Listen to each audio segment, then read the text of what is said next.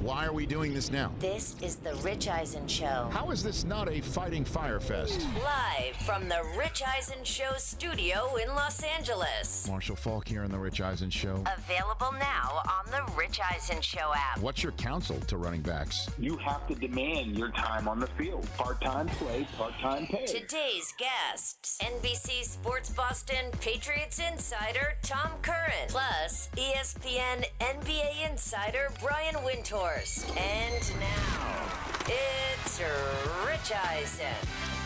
Hey, everybody. Welcome to this edition of the Rich Eisen Show live on YouTube. YouTube.com/Rich Eisen Show. The last time we were not on the radio whatsoever was the first month we were ever in this studio. Chris Brockman, Mike Del Tufo, correct? Yes. Correct. All the right. month of October 2014, we were TV only. Okay. Now, Don Bowie, our coordinating producer and jack of all trades, is explore the studio space a little bit, Don. So I'm sitting here.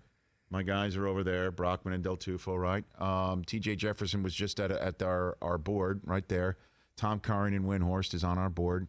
So TJ Jefferson is hanging out as well. There he is in the distance. So we're figuratively rearranging our house. Our house still is the same. Still standing. Okay, we're here. We're figuratively rearranging our house. We are back on Sirius XM Radio Monday. Okay. Channel 211. Love it. Dan Patrick Radio, if you will. Channel 211. Okay. Also, we got right over here a TV announcement that's that close. Are we on the one? The 1 yard line? Where are we in the red zone? We're in the red zone. Okay. But we're trying to see. We're checking the I guess the spot of the ball. Okay. Where Jacob Hollister was to end game 256. Okay. Okay. Of the Seattle Seahawks, right? It's Jacob Hollister, right? I just want to get it right. Where the tight end of the Seattle Seahawks was thought to be in, he wasn't in. Jacob Hollister. Right. We're yeah. reviewing. So it's close. We just gotta say it right here. Can we hand the ball off to Marshawn Lynch? Is that okay? Yes, we're gonna hold it off to Marshawn. Okay. We're gonna turn around and hand. That's the plan. Okay. We're giving you everybody out there. We're giving you the idea that of what play we're gonna run. So that's hope. That announcement is where it's coming. All right. And you can still get our podcast on Podcast One every single day. My man, Norm Pattis, who any Laker fan knows is out there with his rolled up program from his beautiful front row seat with his beautiful wife right next to him and smiling. Podcast One is where you can get our podcast every single day. And there's lots of fun to be cooked up there too. But for the moment, just today. It's just us in the wormhole with the 454s. Just us with the 454s. Just us. Spread the word. Let's do this. Just the many of us, not just the two of us. Just the many of us. Hit that thumbs just for up. the day, meaning we don't have any commercial breaks today. Oh, really? Yeah, dude. I mean, that's a good point. What are you thinking about? That's right. We don't. We could literally talk. So we're not going to be on for 3 hours today. We're just going to be on for 2. That's it. Can I have my own segment?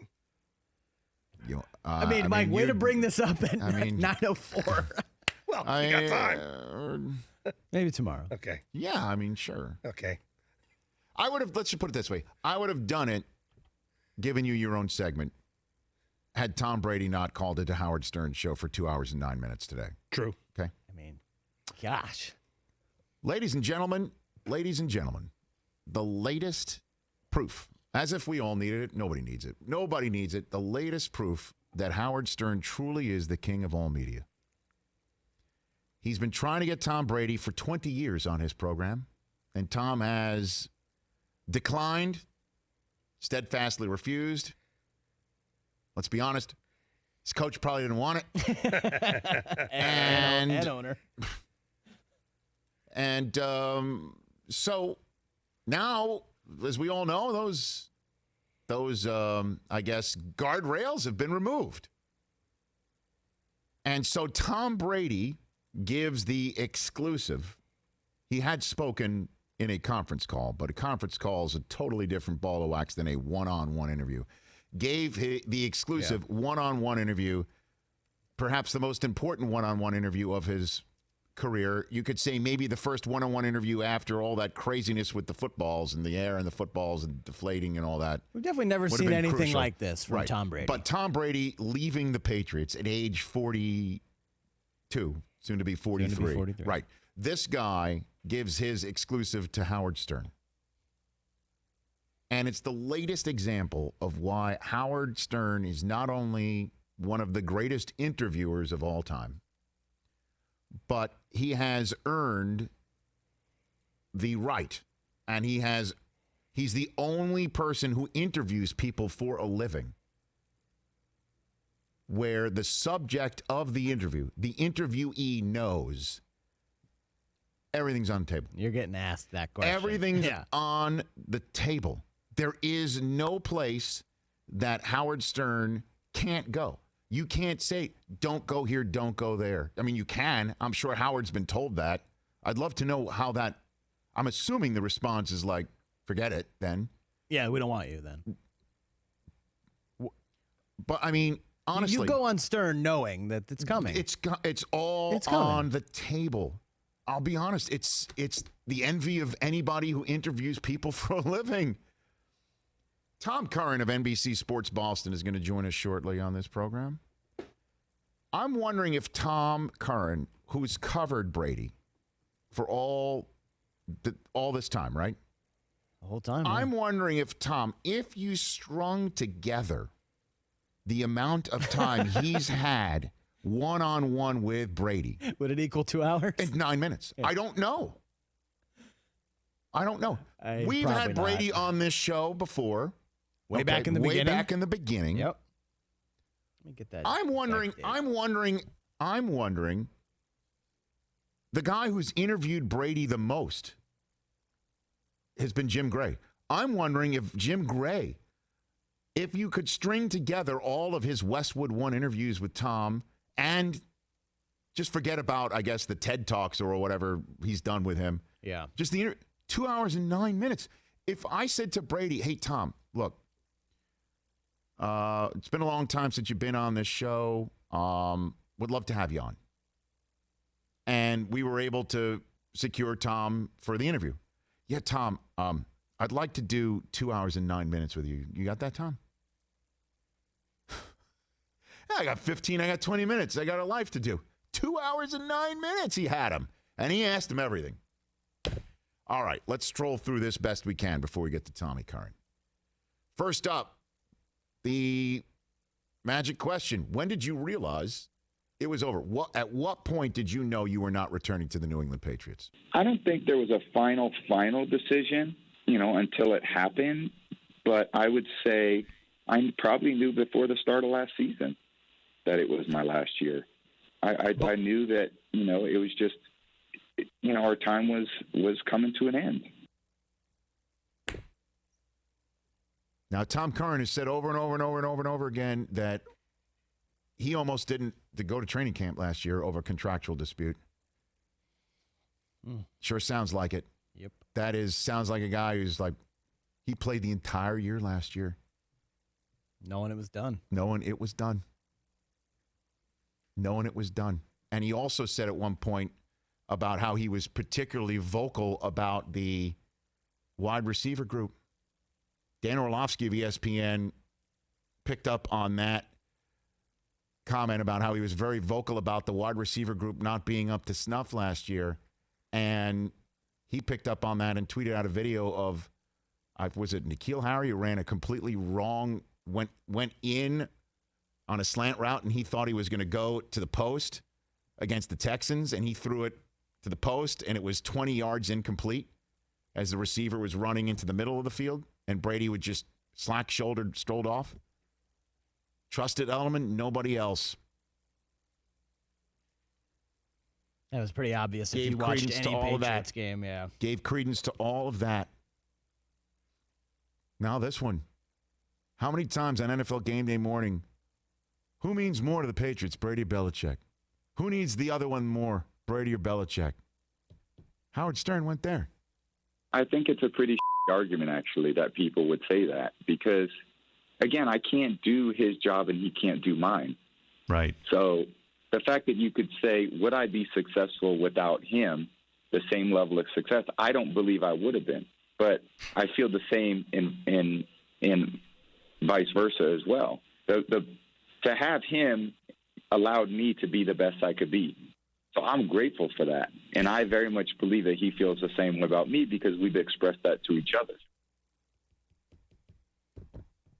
It did seem like he still, even out the gate,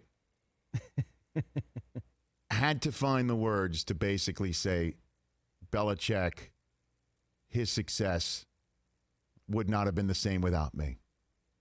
Again, I don't know if he was searching for the words or just it still seemed to me he couldn't even still go there. But then he did. Yeah. He's a grown-ass man with 6 rings.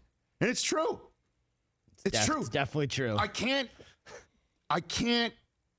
say it enough. In this world where you're supposed to take one point of view, I'm supposed to take the other point of view. We're supposed to have a split screen down the middle. I'm supposed to argue with you. You're supposed to argue with me. We're supposed to have some sort of poop show television that creates clicks and people. Did you see that today? That's what we're supposed to say. I'm supposed to take Brady. You're supposed to take Belichick, vice versa. We're supposed to argue, and it's supposed to be that way. But how about this? It's one of the greatest relationships that's ever been had in any sport. We'll never see it again in the NFL in particular. Belichick, when he's in New England, came in off of, I think it was his last losing season going into 2001. Came in 2000 season was a losing year for him in New England, in Bledsoe. There was no there. Right? We forget Tom was picked 199. Belichick was the guy who went to the Jets with Parcells because of what happened with Cleveland, where people thought he was nuts for getting rid of Bernie Kosar, although he did have the last playoff season there with a win. Yeah, so the Patriots fired Pete Carroll after 1999. Right. He was 8-8. Bill came in 2000, went 5-11. Yeah. And then Tom Brady strolls in off the field after getting Kaboom. the nod. Yeah. And all of a sudden, the rest is history. How about they both needed each other? How about that? Yeah. And Belichick, we will see. And that's one of the things I want to talk to you about with Tom Curran. Jared Stidham, man. Here we go. Here we go. And then one other one that we want to play before, because, Curran's going to be joining us soon. I mean, I could say to Tom, all bets are off, right? I can ask you anything, right? And if he said to me, okay, and he comes on the show, okay, I still would never ask him his relationship with Giselle. Never in a million years would I go in that direction. Howard Stern did. Got that minute-long rip about his relationship with Giselle because he basically said he didn't go to OTAs because Giselle needed him more at home. And that's being a job of dad and husband was trumped being New England quarterback in year, 19 or 20 in a system that he knows like the back of his hand. A couple of years ago, we had, she didn't feel like I was doing my part for the family. And she felt like I would play football all season and she would take care of the house. And then all of a sudden when the season would end, I'd be like, great, let me get into all my other business activities. Let me get into, my football training. And she's sitting there going, well, when are you going to do things for the house? When are you going to take the kids to school and do that? Right. And that was a big part of our marriage that I had to check myself because she's like, I have goals and dreams too. It's just not to, do these things either. So you better start, taking care of things at the house. So 2 years ago, as it related to even football for me, I had to make a big transition in my life to say, I can't do all the things that I wanted to do for football like I used to. I need, I got to take care of things in my family because my family the situation wasn't great. She wasn't satisfied with our marriage. So yeah, I needed to make a change in that. Now that's real stuff. That's what the king of all media gets out of your GOAT all-time great quarterback. And that's in the an Tom interview. Brady we never, ever see. Ever. So we could have two ways in sports talk radio to talk about it. One, which is the way I prefer to talk about it. Whereas, yeah, goats have home lives too. That's why I joke with Phillip Rivers. I cannot imagine being a number one face of the franchise quarterback with all those kids at home. 9 right now. He has 9 you've now. got to be kidding me. There's a lot of stress that goes into this. And basically, Tom's like saying, now, Bill, you break in N'Keal Harry's of the world, okay? I'm going to be home. You want to fine me for missing OTAs? Have at it. Go for it. It's voluntary. Organized team activities is voluntary. I'll see you when it's, necessary, or when I feel it's necessary after year 18, 19, 20. You break those guys in. And as you know, I'll be there whenever I can, but right now I got to be at home. And that makes sense. I mean, all of us. Makes total sense. That's one way to look at it. The other way to look at it is, and I'm sure somebody's going to go in this direction in our business. Well, Tom's using his family as a human shield to try and make it look like he wasn't making a money play with New England by not showing up. And you know what we call it? Drop-off gate. Oh, gosh. It's drop-off gate. Giselle gate? Well, I mean, it's drop-off gate. In his own house. When are you going to drop the kids off, Tom? Drop-off gate. Could be pickup gate for after school. It's pickup gate. Pickup. Well, it's true. That's You know true. what? That's true. There's two sides to every pickup. There's a drop-off and a pickup. That's true. She doesn't want to go in the afternoon. Oh, gosh. Can we take bets on who's going to be the first to throw that out there? I don't know.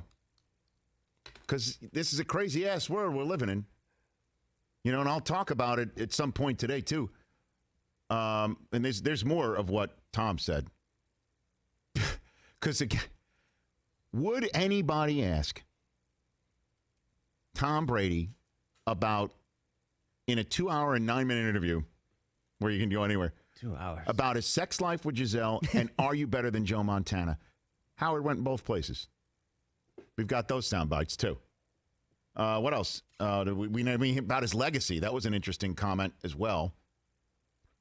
We'll play that when Tom Curran gets on the phone line. Is he better than Joe Montana? Asking that of Tom Brady. Who would ever ask him that question? Of course, that's Brady's hero. Right? Are you better than your hero? What a question. Brian Windhorst is going to join us later in hour number 2 because Adam Silver said he doesn't know when the NBA is coming back. We'll talk to him about that. And in terms of going there, it was inevitable. I was hoping it wasn't going to happen. But, and I'll say this fully knowing that I may not get him on the show ever, and that's fine. That's all right. But finally, we got dumbass football coach making dumbass, stupid-ass statements about COVID-19 and whether he should get his kids back on the field because they're young enough to handle the flu that this thing is. Talk about the pandemic. Mike Gundy is the coach of the pandemic. I'm going to go all in there. As you should. You got to be kidding me. Yeah, I couldn't believe that. 844-204-RICH for the 454s out there to dial into. We'll take your phone calls throughout the day. Again, this is just the next 3 days. We're going to be on for 2 hours. No commercial breaks. All wheels, no brakes. Oh, wheels, no brakes. Yeah. Right, Mike? All wheels, no brakes. Hey, where's the Belvedere? All wheels, no brakes. Too early? What do you mean? Oh, the Belvedere for your... Yeah. That's what you drink when you're doing your music show, Mikey? A Yeah. little too early here on the West I Coast. can't do it yet. Don Bowie wants to make sure that's not an endorsement. But that's what you do? Is that your vodka of choice? Yes. All right. On the rocks. Straight up? Splash of water. Lemon? No, a lemon. Do you have a poll question over there, Christopher? Yeah, based on what Tom said, let's just go there. Who wins more games this year, Patriots or Bucs? I like it. Let's do it. Patriots or Bucs? You're just going to go there, huh? Yeah, why not? All right, I'll hit that with the old retweet. Yeah. Yeah, hold on. Let me post that right now. Oh, you haven't posted it yet. Oh, yeah. Very good. In the meantime, I turn to my phone line and find from NBC Sports Boston my friend Tom Curran. How are you, Tom? I am tremendous, Rich. How are you today? I am doing great, thank you. How to reach out to you to see what your thoughts are. First of all, let's go here. If I cobbled together the amount of time you've had one-on-one interviewing Tom Brady, how far back would I have to go to cobble together 2 hours and 9 minutes? The amount That's of time a good question. the amount of time that Howard Stern got from Tom today. That's a really good question. String it together, one on top of the other. What do you think? Probably 06. Right? I mean, 2 hours and 9 consecutive minutes Brady gave to Howard Stern today. Because that's the thing is, and you know it as well. You're dealing with people who have a lot of people pulling on their threads, and the last thing you want to do is when that person sees you coming, have them start to say, "Oh, here comes this guy with his 15 minutes of monopolizing my time." So when I had something for him, it was hit quick, get the flip out. Mm-hmm. Other than that, it's, "Hey, what's up, buddy? Hey, what's up?" So no way I was getting close to 2 hours over a period of time. He and I hung out, believe it or not, in 2005 at a bar in Boston, unexpectedly for about an hour and 15. So that would probably be the longest tenured continuous babble we had. Was that back in his days where he could slam beers type days? He wasn't doing. He was straight on the water. I think it was his sister Nancy was a bartender at the place. It was called the News, and he and a couple other Patriots were there. It was after a Monday Night Football game, and I had gone there with my brother after a Celtics game in December, and he had said that he'd be there. He was there.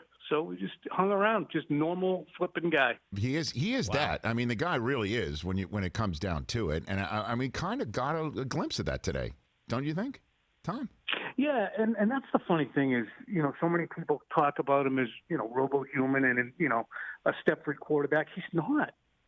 He's just a nice guy, so you're not going to get the poop stirring and the passive aggressiveness that you will get with many other people, you and me included. I mean, over the course of time, me probably more than you, but he's just such a nice guy that he's living on the high road. You and I both know, and I think that most of our listeners, if they look at it objectively, know that, look, there were axes to grind on both sides. Tom is not psyched about the way things went, certainly over 20 years with his relationship with Bill Belichick. They came to a mutual understanding. He's not changing for me, Brady would think. And Bill certainly wasn't going to. And Tom, at a point, was like, I'm 42. I'm not changing for him. But he keeps living on the high road. And I think that was the interesting thing about this conversation today, Rich. We had all the insight. We fed it to people all the last 2 or 3 years about where the relationship was. But Brady really put a buff and shine on where things were, I thought, today, and made it, this is what it was, but it wasn't as confrontational as folks like to make it seem. Agree or disagree? You know what? I didn't hear all 2 hours and 9 minutes of it, to be honest with you, and that's part of the reason why I'm having you on here. And, I would agree, however, because I'm always, and this is the way I broadcast, this is the way I talk, this is the way I go about my business, Tom, is that everything is always more nuanced than the black and white conversation that sports talk normally, I guess, defaults to in our business. And that's why I was pleased to hear a lot of this stuff, but that's why I also wanted to have you on here to add the background and the nuance to it. So let's get to it, Tom. The first order of business that he said when Howard Stern asked him when he knew it was done with New England, and the point that he mentioned as most likely for it was prior to the season, and I know you've been talking about that quite a bit, so I give you the floor on what you thought of that. Confirmation just of where things were, and you heard it on the first day of training camp. His irritation with not having a deal at that point, that it was confirming for him that they don't want me around through my 43-year-old season. As I've told them, as they've told me that they would do, they're not going to do it. They were going to give me the Drew Brees deal for $2 and $50, and they're not doing it. They're not going to guarantee that second year. And that's when he kind of lobbed it across and said, ask Mr. Kraft, jokingly. And that was when he was turning, look, I'm done playing nice here. I'm done beating around the bush. You tell me why I'm not getting an extension. So I thought that was concrete. And also I think that, what was going on behind the scenes was more rancor, that there was a discussion that had to take place and an extension that had to be given and a raise that had to be given before the Patriots were sure that Tom Brady was going to participate throughout the preseason and not walk away from football, quite honestly. And they took care of that post-haste when I think it started to dawn on people how pissed he was. So he was playing last. Did you get a sense during last season that this was a guy? And at what points did you have it in your idea confirmed that this was a guy he's playing throughout his last season in New England? In Tennessee, when the Patriots went down there for their training camp meetings with Tennessee, and he basically was saying, look, we're just, I'm just an employee here. They don't ask me questions. They don't ask me about personnel. I'm not here to coach. He was really divesting himself, I thought, of the responsibilities that he wanted to have as a culture cultivator, as an on-field coach, because the team had started to marginalize him. So that's when I was like, oh boy, yeah, he is embracing you don't want me around? Well, I'll just be another cog in the machine. I'm employee number 12 over here working out of my locker. That was when I started to see it, and you saw it, Rich, time week in and week out, his inability to polish the turd that was the offense in his post game. He just wasn't going to do it. Let's get into that. By the way, that was my favorite album. And I think it was during the high school years. Polish the Turd. Yeah, they were great. They were terrific. They were a great band. We remember some of their great songs. Yeah. Right. Never mind. Right. I could come up with a couple. Their I guess revival tour, Polish the Turd in 2019. The big hit was New England's receiving core. Clearly, so yeah. Polish the Turd. We're still sitting here. He did hit that. We're still sitting here. That's great. Or running the wrong route. So Brady kind of touched on that today, didn't he, with Howard? Yes, and I thought that was telling too. And it was interesting to hear him say that Bill would, be on the same page with him. But, this wasn't related. So many people on the timelines up here. I'm watching the timelines of folks that I'm on the beat with and the fans who are, very involved and very up to date on things. And they're like, that's N'Keal Harry. No, it's Joey Galloway. It's, you name it over the course of time. It's Chad Jackson. It's N'Keal Harry now. But it's always that. It's Ben Watson when Ben Watson started. It was like, what the hell is Ben Watson doing? It's all of those guys. He was not going to accept close enough. And he worked for a coach who made that mindset possible for him. Close enough ain't going to cut it. I'm not throwing it to the guy, Bill. Yeah, you're right. You know what? We'll go get Rashae Caldwell, Jabbar Gaffney. They know where to go. It might not be that great, but at least they know where they're supposed to be. And that's what they would do. And so you think that's why he chose the Bucs? Because there's Godwin, there's Evans. I mean, at least he knows that. That's well, at least, honestly, I think there was a warm embrace, more than the players who he can say, well, maybe I can work with them. Maybe I'm going to have to look at some routes that I want to run at 14 that I run at 17. But at least I know they want me there. At least I know that it's 2 years. It's at least the commitment that they want me there. So if I yell at these guys, I can yell at them without the coaches looking at me and going, you're a short timer, man. You're only here for this year. We'll do the coaching of N'Keal Harry because you're going to be here for 1/8 of his career, pal. So we'll take care of that. That's not going to happen in Tampa. They will say it's okay for you to yell at these guys and teach them how to do their jobs. Really, that's the essence of it. Tom realized he was a short timer in New England. Wow. And that they took some of his ability to coach, yell at, instruct away. And he wasn't there in the Patriots' defense. He wasn't there in the OTAs and minicamp. Well, he was there for minicamp, but he wasn't there for a lot of the stuff where stuff was put in. So they needed to know who to look to. And they needed to look to Josh. They needed to look to Joe Judge, who was wide receivers coach, and not to Tom Brady, who might only be there for the next 4 months, which is what happened. So let me put a pin in the OTA stuff in a second because he did hit on that and explained why he wasn't at OTAs, and it was a family, I guess, decision or issue, however you want to put it. So are you telling me that the 6-time Super Bowl winner, the guy who took him to, let's get this right, 9, correct? Yes. In 20 years, that guy was viewed as a short-timer because everybody knew what time it was, that Brady mentioned in the Howard Stern interview today that he pinpointed last summer as the time where he realized he wasn't coming back, and was told, don't get on these kids, don't coach them up, don't be Tom Brady red ass with these guys because we'll handle that. Is that what you're telling me, Tom? Really? Yeah, it was made pretty clear to him that they really didn't need the negativity. Now, was he told don't yell at anyone ever? If he was, he didn't do a good job of that. But I remember clearly during that Tennessee training camp joint session that they had, there was a play, and I think it was Jacoby Myers, might have been Gunner, one of the guys, could have been whoever the kid was who ended up with the Jets, Braxton Berrios. He was lined up on the wrong side. And Brady normally, as we watch in a game, will tell that guy to get to the other side. Instead, it was really telling. He looked at Josh and pointed at the player.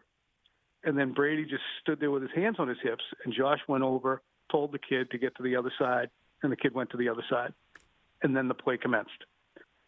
And again, I don't blame the Patriots for doing that in some ways as coaches. But that is, you sat there in one of the most telling aspects, I thought, of Tom Brady's relationship with Bill Belichick. You sat at that same table, Rich, and watched Brady talk about the relationship that he had with Bill and that Manning had with his teams. And somewhat enviously, it seemed at times, you know, the control that Peyton had that Brady didn't. And at 42, it was even less so. What'd you make, Tom, of Brady saying the reason why he wasn't at OTAs a couple years ago, and I'm imagining this year as well, is he needed to do more at home, that his wife was essentially saying, hey, you know, the season's long enough that you're now spring with all the kids growing up. It's time for you to take them to school, pick them up, et cetera. Be more present at home. What'd you make of that comment, Tom? I believe that conversation certainly could have taken place as it does in many, many, many people's homes when there needs to be a division of parental duties, and the light dawns on Marblehead. You're like, I need to do more. If you're not, I find it hard to fathom that he couldn't slice off 2 hours of time during the days to get down to Gillette for workouts a few times a week. I think there was more to it than that. Specifically, I think what there was to it was that, look, if you're going to pay me $15 million and not give me the extension I'm looking for, I am sure as crap not showing up for this voluntary stuff where I'm not getting paid at all and do extra for you. But I think the two things can both be true. Right. Huh. You're paying me 31? Honey, look, I get what you're saying, but they just made this commitment to me that I never thought that they would make. I got to go to most of these, at least some of them. I think that both can be true. Tom Curran here on the Rich Eisen Show. What else from the interview am I not asking you about that you think was significant or shed light on something that we need to know? Was it the I wouldn't have been successful without Belichick, and I feel the vice versa? I mean, what is that one that leapt out at you? To me, the main one that sticks out to me, and it's something I wrote about in December, I said, look, this can be an amicable divorce. And I wrote at the time, do they even really need to sit down at the table and negotiate? Because this isn't about money or anything. This is about irreconcilable differences. Tom believes he can play at a certain level till he's 43 and deserves to be paid at a certain level, 43, 44, 45.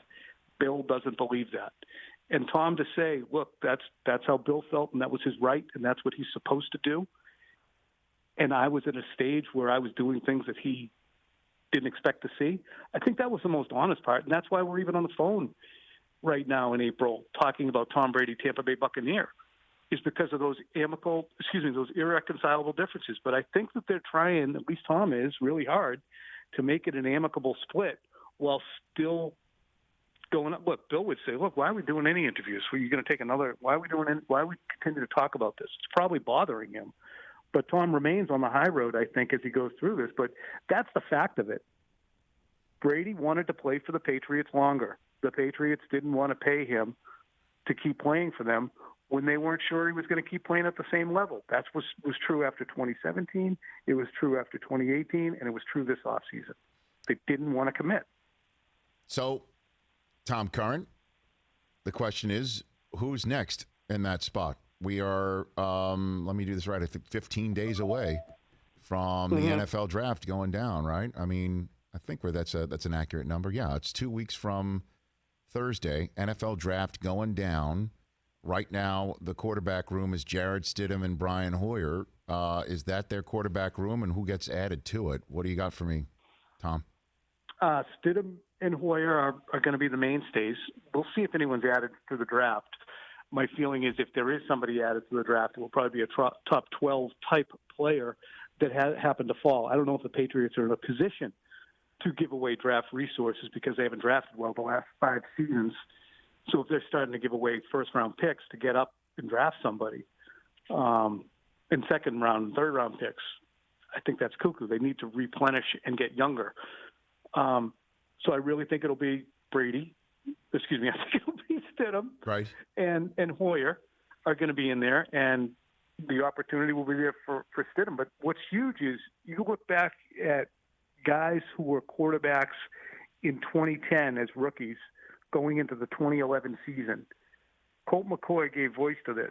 It was incredibly damaging to him as a quarterback going into his second year to lose that offseason because of the lockout. And this is going to be damaging to these guys' developments too, guys like Stidham, because they're going to lose a lot of this. So it's good that they have Hoyer here, but watch this whole group of 2010 quarterbacks and see in 2019 quarterbacks, and see how many are compromised a little bit in their development. Well, I mean, let's talk brass tacks then, Tom Curran, because Belichick's brilliant. He knows that. I'm sure he knows exactly what you just said about Colt McCoy, and he knows that Stidham's missing some valuable time, and he might covet, obviously, Stidham and his abilities, and that's why they brought Brian Hoyer in. But Hoyer, last year, in that system in Indianapolis, where clearly Brissett was thriving before he got hurt, and we all talk about how Frank Reich is a quarterback guru. Hoyer looked terrible. There's no other way to put it. The Colts could not score. Their entire season got kneecapped when the knee of Brissett's gave way. So what about a free agent? What about somebody else being brought in? Now, we know there's Jameis out there. We also know what Scott Pioli said, how Cam wouldn't be a fit for Belichick.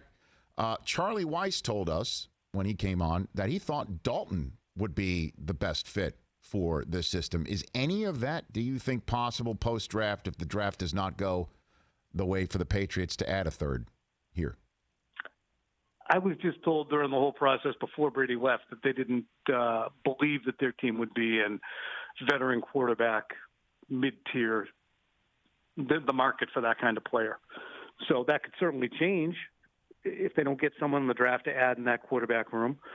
But you don't have a lot of cap room, and if you're going to if Andy Dalton wants more than $7 million, which is what Mariota's getting, I believe, in Oakland to compete, what's Dalton going to settle for? What's Jameis going to settle for? Are you going to give these guys multi-year deals? They're screwed. I mean, they're up against the cap. Their roster is kind of old. They've done poorly in the last 5 drafts.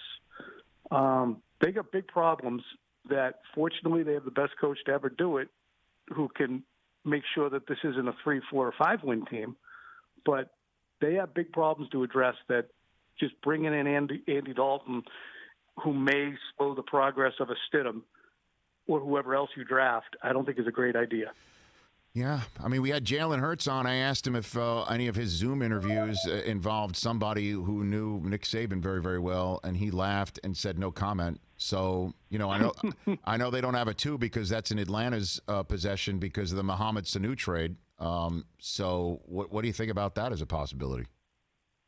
Yeah, I mean, trade back 100%, 100% trade back from the 23rd overall pick and get that second-round pick and add another pick. And that makes terrific sense. Go ahead, ask the question you just asked me, Chris, before we let Tom go. Yeah, Tom, there's been some rumors about Julian Edelman involved in trade talks. What do you think? I was told no chance in hell. That's what I mean, and I believe that germinated first with an April Fool's prank that was jumped on by our friend Bill Simmons, and he asked Colin Cowherd about it and it passed on down the line.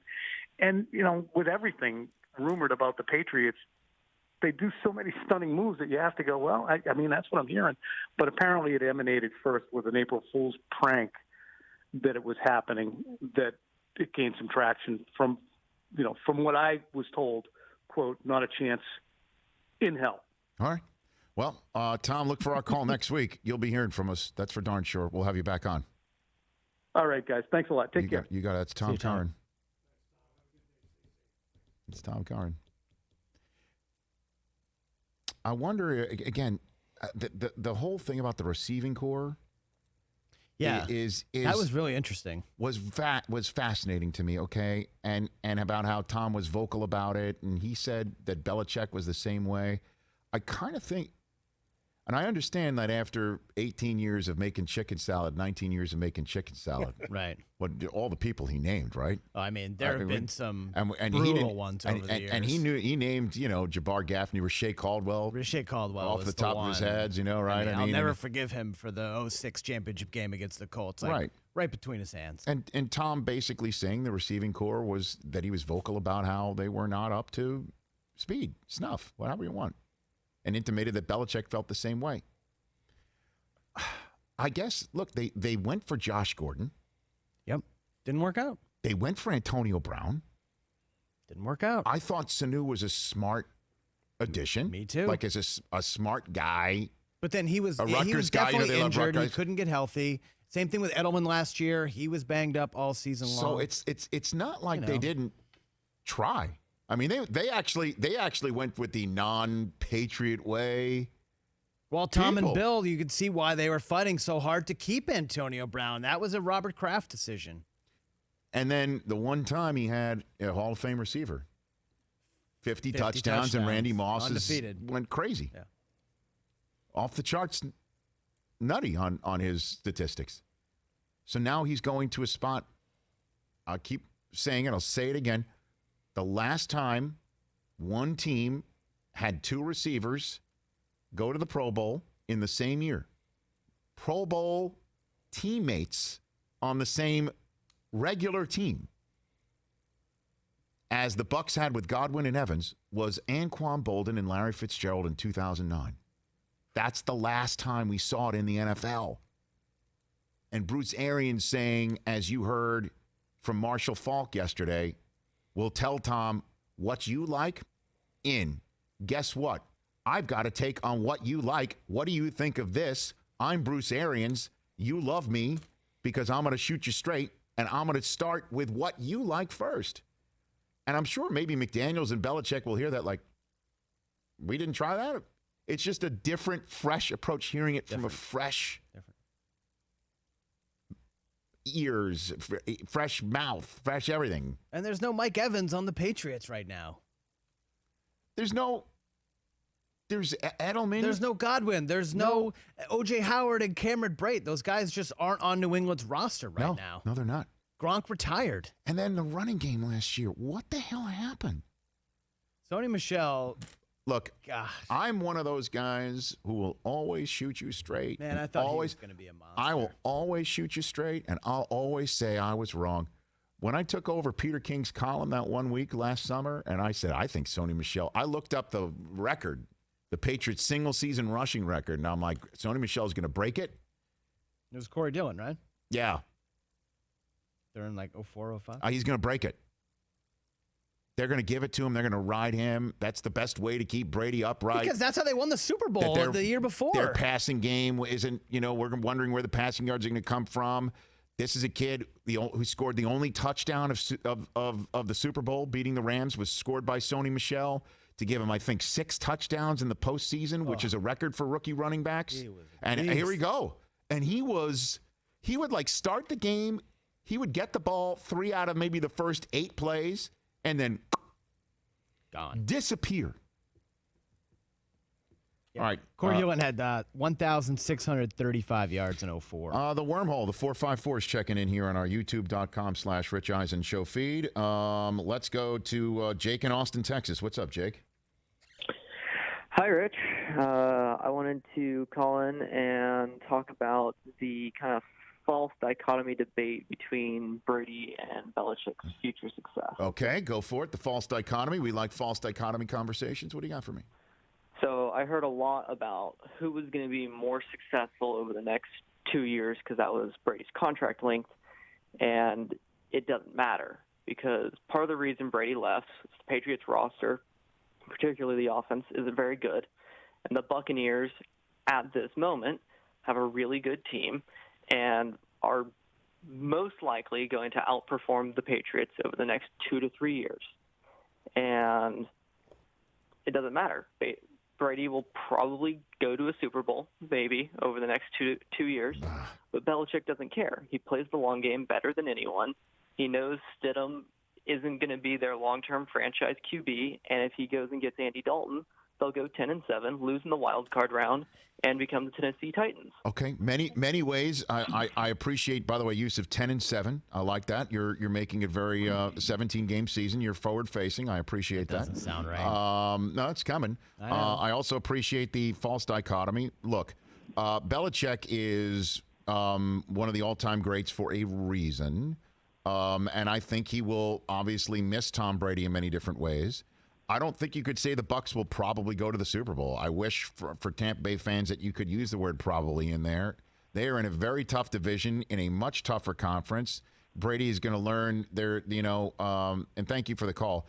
He's going to learn Ray Lucas isn't walking in that door. He's going to learn, Ray Lucas not walking in that door. Trent Edwards not walking through that door. All right, that's Drew Brees walking through that door. That's Matt Ryan walking through that door twice a year. Okay? There's no homecoming. There's no homecoming for him in his division any longer. It's going to be, and that's why I'm like, knock on wood, if you're with me, the NFL season goes off as planned. Holy cow. Will this just be every single moment, every single game, every single snap? Just amazing. And I'll repeat one more time. Second-year quarterbacks are total wild card. You don't know. You just heard Tom Curran say how Colt McCoy, his development as a second-year quarterback was hindered by the lockout in 2011. There were no OTAs. There were no organized team activities. There was a truncated training camp. There was nothing normal because of the lockout. And we're doing nothing normal here because of the pandemic. So Stidham could absolutely have an issue in terms of progressing and being ready for a football season that, again, we're hoping is going to happen on time and be normal. That said, Tom Brady was a second-year player coming off of a one-game cup of coffee the year before in his rookie season. He came on in a blowout loss on Thanksgiving Day. That's when he came on. And so when he trotted on the field for an injured Drew Bledsoe, everybody in Patriots Nation, Fitz and Sully, were all like, oh, my God. And then 20 years of beautiful music. I'm not saying Stidham is going to be the same guy, but you just never know. And Belichick's the same coach that's seeing something in Stidham that he saw apparently in the 199th overall selection. You never know. You never know. They also might trade up and take Tua. Who knows? I don't think they're going to do that. They don't have. I mean, they're going to have to trade another number one from next year. Yeah, they'd have to give at least that two not being there. I think the better idea is Belichick is the king of trading down and amassing picks. You trade down from 23. Yeah, get some second rounders. Get a second rounder, and keep amassing it, and then take Hurts. If you like Hurts that much, That's where you go grab them on Friday night. Yeah. They have to be in the 30s, though. I don't think Hurts is going to last that long. All right, Jeff in Detroit. We told Jeff in Detroit to call back because we liked his idea yesterday. What's up, Jeffrey? Hey, what's going on, Unc? How's everything today with you? We're great. We're on our YouTube feed. We're getting ready, to make a big announcement in the next 24, 48 hours about how you can watch us on TV. And we're excited. We're excited. Dope. Listen, before I ask you this question, I just want to I got to shoot a little slang your way. Yesterday was one of the dopest interviews, bro, that you have done in a long time. I was listening to Larry the Cable Guy, and at the end, I was listening to Daniel Whitney, the man. I mean, I truly enjoyed that interview. Thank you. You made him take off that outfit and become himself, and you guys just sounded like two cats sitting on the couch kicking it, man. That was a really good interview. Jeff, thank you. Great. Good. Mike, you've got that jump. Thank you. Appreciate that. And listen, no, and that's why we said, hey, the idea that you had, call back, because I had Larry the Cable Guy coming on, and then we were off the air. So you've got the floor. I'd like your idea. That was wonderful, man. Hey, my question is, I guess it came from yesterday, on the all-decade team, in the terms of receivers. Yes. I mean, you're getting the receiver fresh at the start of his career. Yes. Simply for his production. Yes. Who are you going to get? And the wide receiver list is Calvin Johnson, right? Julio Jones. Right. Antonio Brown and Larry Fitzgerald. Beginning of career. Beginning of the career? Yep. I know you want me to say Megatron, and I do. Well, I'm going to tell you, I tussled with this one myself, though. I honestly did. I got to take Fitz. I got to take Larry Fitzgerald. That's who I'm taking. I'm taking Fitz over everybody else. Fitz is on the NFL 100 all-time team for a reason. Who's our quarterback? Oh, come on. Really? You're going there? With a question like this, though, there is no wrong answer. No, obviously, I know that. I mean, but in terms of, I go Fitz. Who would you go? Larry, yeah. I go Fitz. I probably would end up going Megatron because, I mean, the thing that I loved about Megatron, the same thing with Fitz. Off the field, just a straight-up gentleman. No diva in him, not all of that, I got to be seen or I need this, that, and the other. It was straight-up business. Right. Thanks for the call, Jeff. Fitzgerald, though, yep. Fitz is my guy. I just love him. Although I did see Megatron's game against the Dallas Cowboys, that NFL Network or NFL on social media sliced up his 200-some-odd yard game. Oh, yeah. Oh, my God. He literally looked like an 8-foot man playing peewee football, just running through everybody. That was an unbelievable day, and his talent is unreal, and he retired just like any other all-time, lion goat, too early, too soon. Yeah. But I'll just take Larry Fitzgerald for everything. Longevity. He played outside. Now he's inside. He'll earhole you. He is great in the locker room. He's great in the community. He's coming back in 2020. I'll never forget, man, at that Super Bowl in Tampa, after Kurt threw that pick six, instead of putting 3 on the board at the very least, it was 7 on the board. Remember, Fitz was the one who nearly tracked down James Harrison, right? Yeah. So it was almost 0 points. And they still came back. Imagine that. Throwing a pick six, you still come back and win it, which Brady did, obviously, against the Falcons. So rare to do that. But Kurt was so amazing in that game, too. He was. And I remember when me, Mooch, Irv, and Marshall Falk came on the field because we were doing the post-game show.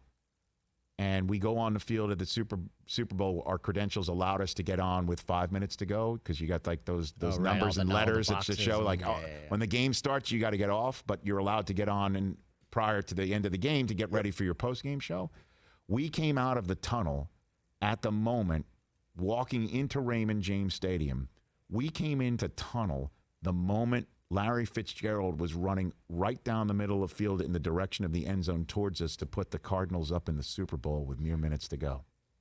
And then we watched Big Ben matriculate the ball down the field in the other direction and throw it in the end zone. And it was like, did he catch it? Did Antonio Holmes catch that? Did he dot the I? We're looking up at the screen. It's being reviewed. Touchdown. I think somebody took their helmet off. It should have given 15 more yards for the Cardinals. They didn't. All sorts of holy. Kurt had a chance to maybe drive down the field. It was an incredible ending, but I will never forget Larry Fitzgerald right down the middle of the field. One of the most shocking moments. I know. To give them the lead in the Super Bowl in the fourth quarter. And now DeAndre Hopkins you could say the other side. I think you're going to put him on the same side of the field. Overload it. One's outside the numbers, one's inside the numbers. How you like me now? And go see Christian Kirk be running jets. Well, the he whole could time. He could be like Juju Smith-Schuster was when it was Antonio Brown on the other side of the field. Kenyon Drake coming out of the backfield. That's why he signed his tender. Like, all right, I'm all in there. But how about you?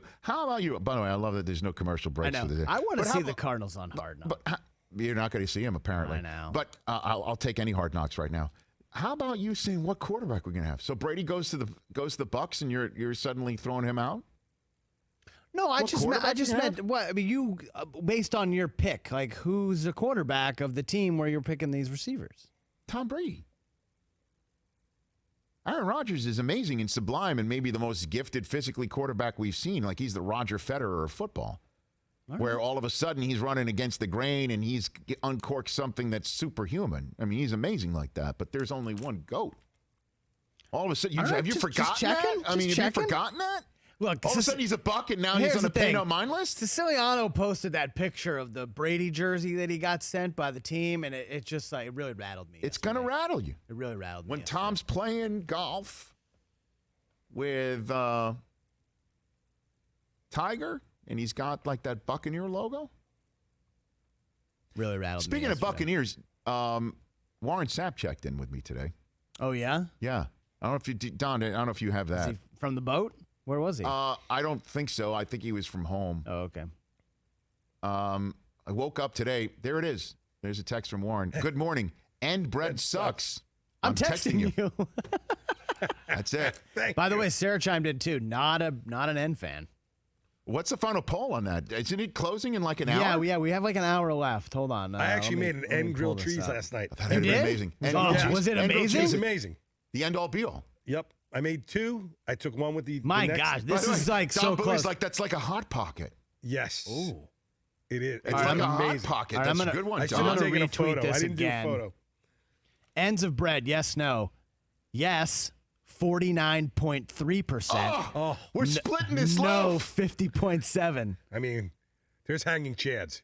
We're splitting the loaf. I'm recounting. Hanging crumbs. I watched. Hanging crumbs. Susie watched the video of that yesterday. Yeah. Because I told her, I'm like, because she's like, so what'd you guys talk about today? I'm like, well, we talked to, a little sports, a little this, a little that, and ends of bread. What are you talking about? I'm like, look at the video. It was one of those videos that she watches like this, and she's like this. It's like you idiots. You're a bunch of It's like, because we're talking about the dependability, the functionality, the deliciousness of the bread. Frank Gore of bread. How many, like a regular loaf of bread is how many slices on average? 20, Oh, 25? No, That's a good question. Is that too many? 15 maybe. Really? What do you got? 20? Where's your microphone, TJ? What are you doing? TJ, do you have your microphone or you do not? Okay, turn it on. I'm here. Turn it on. Go talk. You can talk Go, now. talk But now. you have to signal him that you're coming in to talk. Like can it's a see. two-way Yeah, I mean, street I here. I was just sitting. My I periphery. just slid over All right. to enjoy and listen. So, That's all. okay, very good. So, My Clean this periphery. up. Can I tell you something about the end bread? Yeah. This morning, I got up this morning. I was making breakfast. Subconsciously, I didn't even think about it until I did it. Yeah. Opened up a new loaf of bread. Not only did I not eat that end slice, I didn't eat the second slice. What? I go in and I take the third slice, and I didn't even think about doing it until I pulled it out, and I was like, oh, wow. So I don't eat the first or the second slice usually. Because it's too close to the end, or there's still the crust isn't perfect because it's still end-ish. Is that what you're saying? It's end adjacent. Not only do you not eat the end of bread, you don't eat the end adjacent bread. I don't eat the end adjacent. Was that a Pearl Jam song? End adjacent. End No, I adjacent. love when you used to look for apartments. It would be like something adjacent or houses. Beverly Hills adjacent. Yeah. You know. And you're in Santa Monica. I don't understand the bias against end. I mean, So that's one of those things where your phone like buzz. It's just That like 3 texts in a grilled row. cheese was so good last night. That had to be. And you It was wake amazing. up and it's Warren. Good morning. End bread sucks. Yep. I'm texting you. Not a fan. That's it. Just announcing. By the way, everything capitalized except the word morning. I love all of it. By the way, look at that photograph. That for his phone. Look at that. A lot of exclamation point. And bread sauce. So Warren is in the slight majority right now. 50.7. Hit that with another retweet. Yeah, let's Rich. get more votes. Hit it again. I'm doing it. Because we have 54 minutes I left. gotta get it in to vote. So again, by the way, we're at the top of the hour. I guess I should say that right here for our YouTube feed. Reset. I'm resetting. Hit the reset. So let me find this right here. So basically, here it is. End of bread. Somebody said 20 to 24 pieces in a standard loaf. That seems about right. 20 to 24 pieces in a standard loaf. Okay, so let's just say Ryan Krause. Shout out. Thank you, Ryan Krause, and the 454s in our wormhole.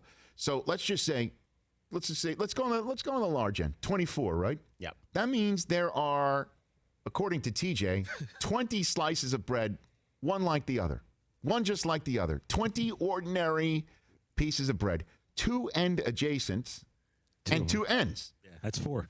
Let's just say you're crazy, and end adjacent bread is just like everything else. Exactly. Okay, let's just say it's a clean sliced And adjacent loaf. Does have that little like. That means there are 20. It does. There You are know, 22. close. There are 22 normal, Pristine, regular, run-of-the-mill slices of bread. There's only 2 Yeah, it's special. that are like unique snowflakes It's special.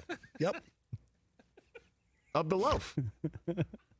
And I say to those unique snowflakes, I stick out my tongue and I open my mouth and I say, land, Yeah. land, unique snowflake, land. So Am I wrong? When you go to make a sandwich and you open up a fresh loaf of bread, you take that first piece and you use that? No, Interesting I'm question. with you on that, Interesting TJ. question. I'm with you Interesting on that. I save them. I save the ends. I go Yeah. to the middle No, because I yep. want 2 regular Regular slices. If I am going start. to make a sandwich, I do not go for the end pieces first. That's okay. correct. I do go for the regular slices first. Then when it gets down to, a baker's choice. Okay? Baker's choice. I will go end. I will go end. I don't think, though, I'm going to be as bold as Del Tufo and use them both at the same time. I went first and used them both. And do grilled cheese and just. I do have It was used so good. both, but those were when they were the last 2 pieces. All right, left. I've hit it with a retweet. All right, let's see where we're at now. I've hit it with a retweet. Let's get a little update. They're called here. the end slices, and that's what I save them for, the end. Still 50.7. Matt Harrington says the rest of the bread doesn't even like the end pieces. Our boy Matt in Oklahoma. That's funny. Look, you know what? men don't bias. It's a very divisive way to look at a loaf of bread. When a loaf of bread is split already 24 times on average. Can't we all just loaf along? Hey, now. I can't remember what Danny DeVito called it. I know it had something to do with the butt or the ass. James in Syracuse, New York is he calls it the butts of the bread is what he called it. it was, yeah. James in Syracuse, New York wants to chime in here. What's up, James? 315. Hey, Rich. So the go to the third piece is perfectly ideal. At least that way you keep the entire loaf with the proper moisture so it doesn't get stale. Okay. And then, just like the other gentleman said, you go over the last 2 pieces and make yourself a grilled cheese. Never in a toaster, always in a frying pan. Never. Your score. Okay. You're good. Never in a toaster, always in a frying pan. So is it scientifically? Look, I don't know if you're a bread maker or not. We should get a bread maker. If there's a bread maker out there to call us, that would be great. Is it scientifically proven that the ends of the bread do keep the moisture into the rest of the loaf. That this is, as one of our callers yesterday pointed out, an issue of bread maintenance. That's why you keep the ends intact. Is that it? According to my great grandmother from Ancona, Italy, yeah. Okay. Scientifically, I don't know. Okay, thank you, James. Appreciate it. Well, and any grandma from Italy should know. I mean, we make bread. Rich, do you remember when Tom Papa was I was last just going to here? say Tom Papa. He did a whole show about Did bread. a whole show, Large Bread Company, which is down in El Segundo. I've been there. After he came and brought us all the bread, I went there. Right. Amazing. I He would think know it's about bread. I went to the lodge. That's a great spot, man. They closed down, unfortunately. Did they really, because of this stuff going on? They closed on Saturday. I think it's temporary, they said on their Instagram, but Can't stress enough to everybody out there, if there is a local eatery, restaurant, bakery, any spot that you like and is open, I know people are freaking out. Like, what if people come to work sick or whatever? I saw Dr. Sanjay Gupta say, this is not a food-borne virus. It is not. It's human-to-human contact. It's human to droplet contact. Obviously, it could be on a surface. So anytime we've gotten food and we bring it in, we leave the containers outside. We wipe it down. We wash our hands, all that stuff. But please, you should do what you can to support locally.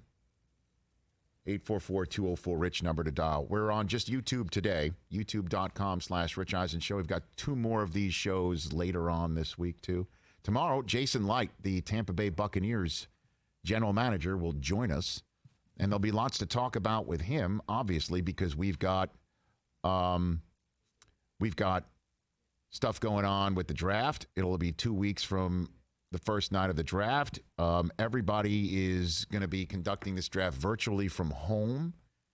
So I guess he will be in his house. Arians will be in his house. The rest of Jason Light's scouting staff will be in their houses. And I'd love to know how they're preparing to put this all together.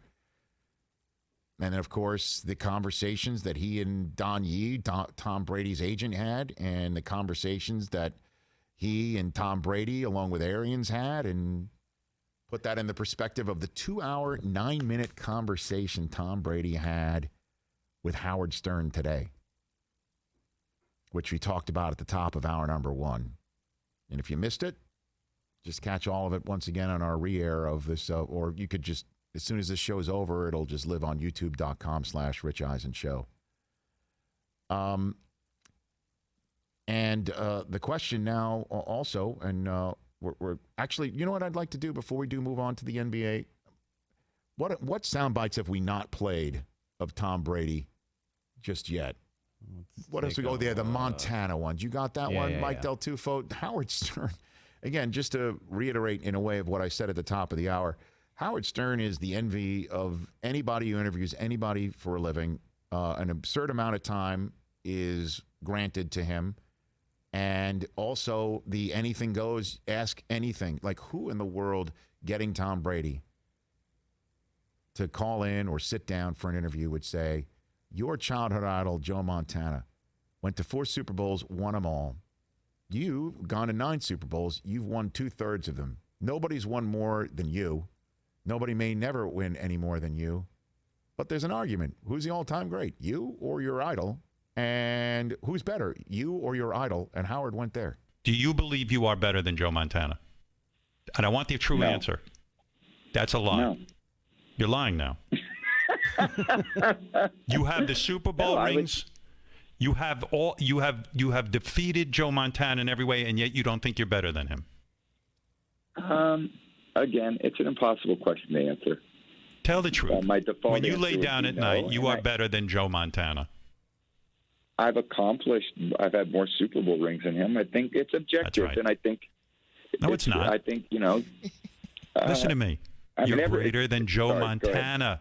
Tom, say it proudly. Thank you for saying that. I can't say that. I would never say that. I think that everyone, you know, that's not how, can I say this? Is not how I think about myself. You know, the only thing that I care about is, am I the best I could be? That's really what I care about. That's what I've tried to be for my entire career. I'm the best I could be. What a great back and forth. When you lay your head down. When you lay your head down. Cut the crap, Tom. You're better than him. He's so good. It would have been great to hear Brady say, yeah, I am. Well, he'll never say that. He doesn't. No, I understand he's not a that, chest thumper. but it would have been cool. But he did say at one point, I do have more rings than him. He does. More accomplished. He does have more rings. Think about that. Montana and Walsh.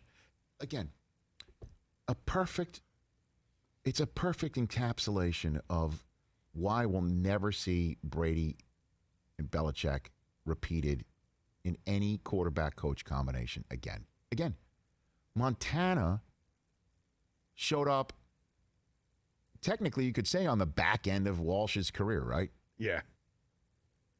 Bill Walsh. Yeah, they were together 9 seasons. I understand that. But Bill Walsh was, I mean, when did Bill Walsh retire? At what age? Can you determine that? I don't know if you can determine that. That's going to take some research plus math. Research plus math equals taking some time. But, I mean, Belichick was a man in his late 40s when Tom Brady got drafted. Was Walsh in his late 40s when, and then he decides to retire? He does go coach for Stanford. But, I mean, he'd already been a coach for a very, very long time, and in the Paul Brown system, finally gets his shot. Yeah, so Walsh took over the 49ers in 1979. He was 48. Okay. Wow. And then I guess he could have. It is similar. Coached 10 years, so he retired at 58. Right. So he retired a little bit early. He could have done what Belichick, he could have done him and Montana together, right? But even then, Steve Young comes in and blows that whole thing up. That they decided to move on from Montana, who still had some more years, as you know, of viability and championship quality to go to Kansas City. And but he missed a whole season with a broken back. He did, but just another point. Like Brady missed one whole season, I guess, with a knee and was able to come back. So coaches retire, quarterbacks get hurt, franchises get spooked and need to find the next one right away. And usually the next one right away is the one who wins these battles. In just this case with Garoppolo being the next one right away, I guess, gets sent away. So many things can crop up and break it up. Didn't happen with Brady and Belichick for 20 years. 20 years. So when it does come down to it, who's better, who's greater? I mean, did Montana sit there in San Francisco with Bill Walsh for another 10 years? If he had, and those 5 of those next 10 years were pre-salary cap, free agency world, or a free agency world, not salary cap, but pre-free agency world. So for 5 years, there was no free agency as we know it. Could he have won 2 more times? Could they have gone to the Super Bowl 5 more times? Right? The GOAT. That's what I'm saying. He's a GOAT. With all due respect, I'm about to, with all due respect, George Seifert. But he inherited a loaded team. Yeah, he did. So would Montana have been 6-3 all time in Super Bowls if Walsh had stuck around for another 10 years? Could Montana have played that long? I don't think so, right? He retired in the middle of the 90s. He was, let's see. It's just amazing how this has got to, it's all the stars have to align. Again. Also, Brady is one of the more conditioned players we've ever seen. Yeah. In all of sports. Right. Again, Andy Reid's got us coach till he's in his 80s and win 5 Super Bowls and go to 8 more over the next 17 years with Mahomes to match Brady and Belichick. Right? Andy Reid's in his 60s right now. Andy Reid is like 62. He has to legitimately coach until he's an 80-year-old Andy Reid out there. He's got to use the machine in the basement. He's got to use. That's probably why he's got that elliptical / Stairmaster in his. Another 20. In his. Andy Reid is 62. He's 62, so he's got to coach till he's 79 years old, and go to 8 more Super Bowls and win 5 of them. How many coaches have and Mahomes can't go anywhere and not get and that's to match what Brady and Belichick have done. How many coaches have coached till they're 79? I don't think ever. Yeah, Was Marv Levy that old? I don't think so. Look, and that's why Andy's got that towel on his. There he is. He's ready to go. He's ready to go. He's ready to. That looks like a guy who can coach till he's 79. Certainly with that towel over his. It's just been used. It's been freshly used. Marv Levy retired when he was 72. Although I think he should use a little bit more sunlight there. You know. Open those blinds. How old is John Harbaugh right now? Look that one up. Because he and Lamar Jackson. 57. Okay, so he's got to coach till he's 75. Right? He's got to coach till he's 75 and win 6 of the 9 Super Bowls he and Lamar Jackson have to go to in the next 18 years in order to match what Brady and Belichick just did. Yeah, it's insane. Yeah, it's nuts. So I guess that's another part of the apples and oranges about who's greater, Brady or Montana. Ask a Niner fan, though, and that's an open and shut question. Open and shut. They won't even, I don't even think. They won't even. A Niner fan will even entertain the conversation. No. Joe never lost. That's what they'll say. Great. Joe never lost. And Tom went to twice as many. I know that. But Tom, the most Toms ever won in a row is 3. Joe went to 4. Yeah, he's like the Tyree catch blew up that part of the argument. And you know what? He would have won 4 in a row Niners if they won fans that can one. live in denial for the rest of their lives. I'm telling you, I've spoken to Niner fans who are like, just open and shut question. Open and shut. I mean, I love Montana, Notre Dame. Brady's better than Montana. And I'll sit and say that. Montana clearly, in his era, spoken like a true Notre Dame guy from New Jersey who went to Seton Hall. And here's a hot take. Here's a hot take. Because all those Notre Dame fans, literally, like 60% of Notre Dame fans didn't go to the school. No, I think the second half of Brady's career is better than Montana's whole career. 844-204-RICH, number to dial. Let's turn to the NBA here. Adam Silver, do you have that soundbite, Mike Del Tufo? This is what Adam Silver, I think he said this calling into or zooming into Ernie Johnson on Inside on TNT. NBA Together. This is what Adam Silver had to say. The short answer is no. And interestingly enough, I think if you and I... This is about opening the season. On March 12th, had been asked that same question, both of us would have said, it's hard to imagine that 3+ weeks later, we wouldn't have a better understanding of where we are. And so the fact is now, sitting here today, I know less in a way than I did then. Wow. I think in some ways, just as I listen to the public health experts and the people that are advising us, the virus is potentially moving faster than maybe we had thought at that point, and that it therefore may peak earlier. What that means in terms of our ability to come back at some point in late spring or summer is still unknown to me. It honestly is just too early, given what's happening right now, to be even able to predict where we'll be in a few weeks. I mean, it's an honest answer. Honest answer. 2,000 people passed away. Known.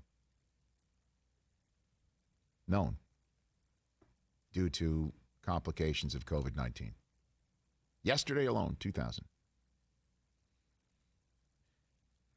And so I can't understand how any sports league would think, but they have to have plans in case something happens that we don't know.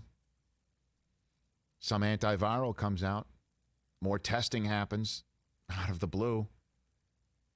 You know, I just saw that there was I read this morning, you know, I go through my Twitter timeline and just it's heartbreaking, some of the things you see. Apparently a nurse in the Detroit area who could not get tested twice because the tests are being reserved for people with significant symptoms, I guess, or showing significant symptoms of COVID-19, that she passed away twice, couldn't get a test. And just like, so we're still in a part where tests are being reserved, not like, oh yeah, you need a test, you get one, got to get one, go for it. And we still don't know who's had it. Honestly, like we all come here and we wipe down our areas and we're gloved and we do the right things and we go home and we stay at home. So we know that when we come to work that we're dealing with people who are doing the right thing, social distancing, staying at home, not going out. Seriously, I leave the house to do this. I go home. I got 2, just to tell everybody, I got not 1, but 2 Zoom Seders later tonight. Oh. Right? 1 East Coast, 1 West Coast. Can you just explain what that means? There's a Seder. Tonight's the first night of Passover. It's a festive meal and a ceremony and also religious prayers and sit around the table. So you got an East Coast and a West Coast. I got an East Coast and West Coast. Sort of like the rap scene. I'm like a Passover rapper. That make you Tupac I don't in know. this situation? I don't know. I shouldn't even go there. But, we could have all had it. Right. We could have the antibodies. We could be donating blood. We don't know. No idea.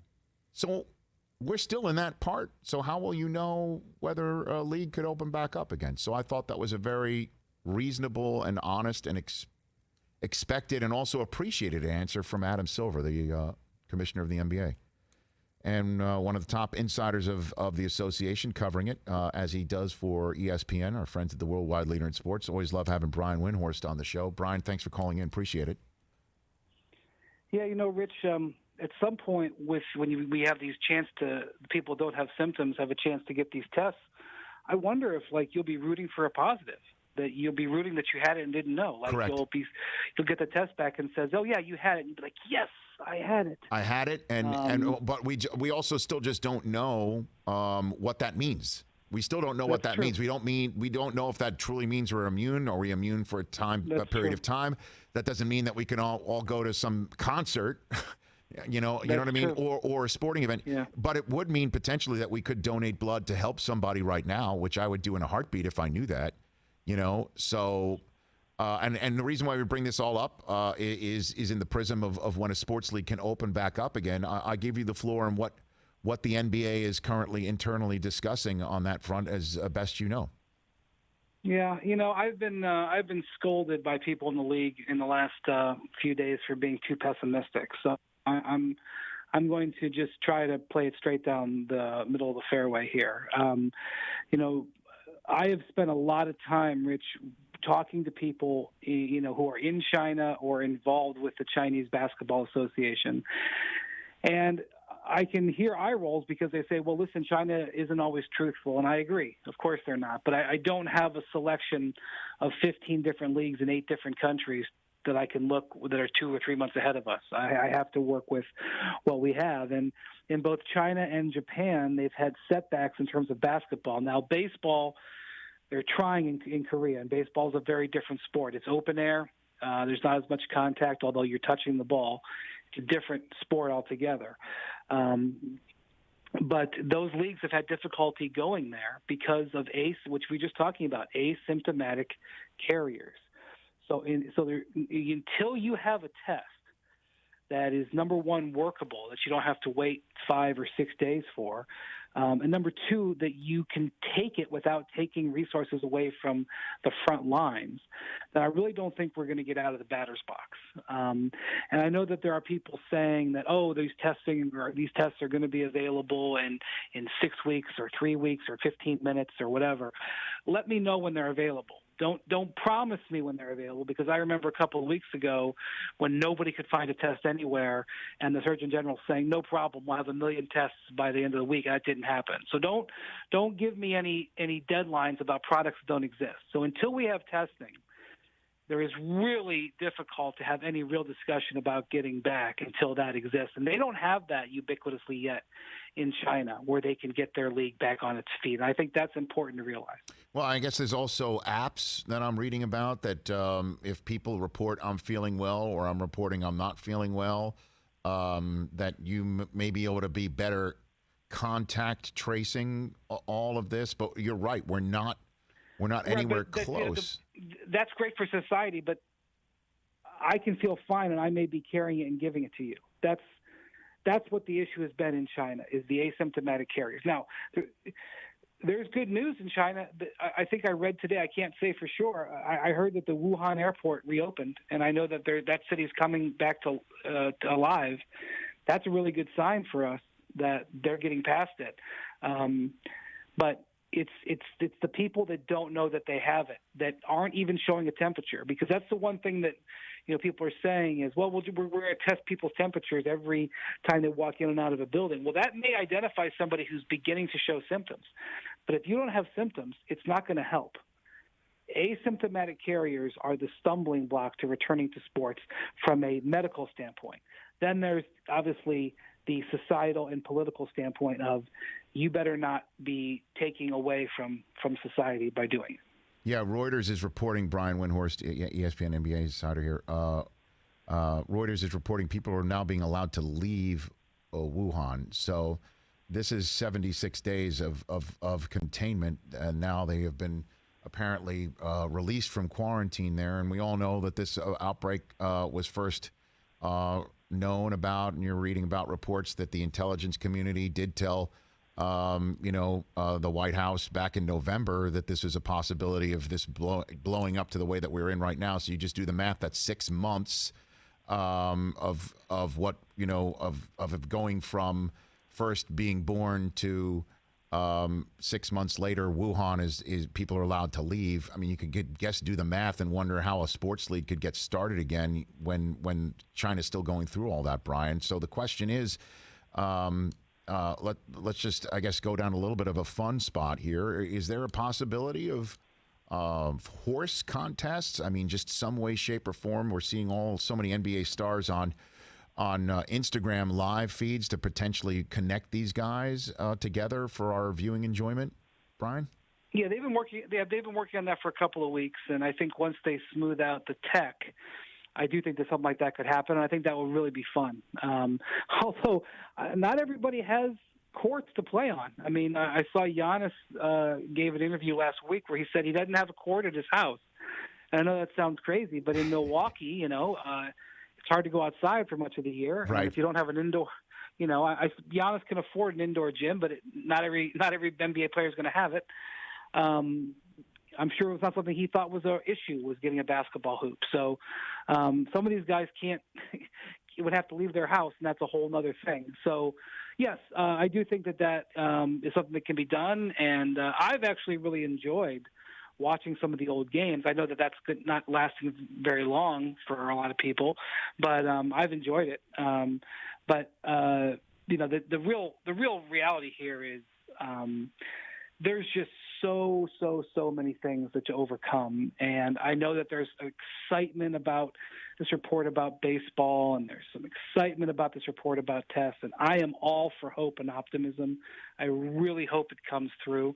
But one of the things that is a big factor for the NBA, Rich, is what is their willingness to bleed into next season? Because Adam Silver now twice has mentioned that he doesn't want to harm next season. And that creates an artificial backstop because I can kind of see it. If you're the NBA, you have damage to this year, significant damage.